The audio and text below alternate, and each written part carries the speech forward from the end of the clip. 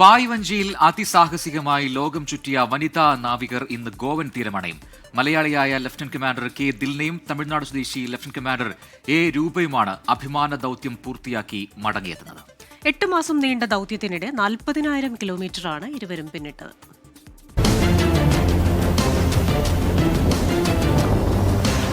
This is Lieutenant Commander Dilna and Lieutenant Commander Rupa.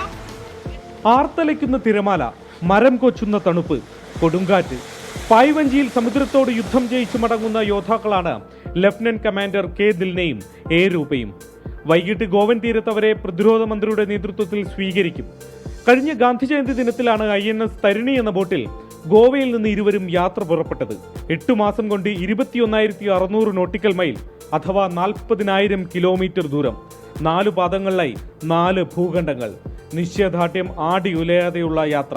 Navika Sagar Parikrama എന്ന ദൗത്യം ഒടുവിൽ തീരമണയുകയാണ്. The preparation for Navika Sagar Parikrama started soon after we volunteered, sir.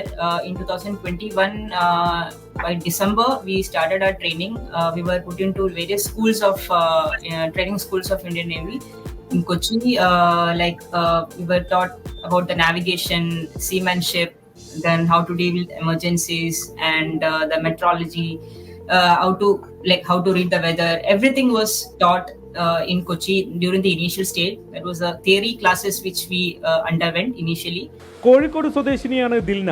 മലയാളിയായ അഭിലാഷ് ടോമിയുടെ ശിക്ഷണവും കിട്ടി. 3 വർഷം നീണ്ട തയ്യാറെടുപ്പാണ് ദൗത്യത്തിനായി വേണ്ടി വന്നത്. Commander Abhilash Tommy has been training us. He has been appointed as our mentor. So then we started doing dual-handed training. വനിതാ നാവികസേന അംഗങ്ങളുടെ രണ്ടാമത്തെ മാത്രം ദൗത്യമാണ്. 2017 ആദ്യ ദൗത്യത്തിൽ 6 പേരുണ്ടായിരുന്നു. 2 പേർ മാത്രമുള്ള യാത്ര ഇതാദ്യം. റിട്ടയർഡ് മിലിറ്ററി ഉദ്യോഗസ്ഥൻ കോനത്ത് ദേവദാസിന്റെയും റീജയുടെയും മകളാണ് ദിൽന. നാവികസേനയിലെ കമാൻഡറായ ധനേഷ് കുമാറാണ് ഭർത്താവ്. കേരളത്തിനു വേണ്ടി ഷൂട്ടിംഗ് മത്സരങ്ങളിലും അണ്ടർ-19 ക്രിക്കറ്റിലും കളിച്ചിട്ടുള്ള താരം കൂടിയാണ് ദിൽന.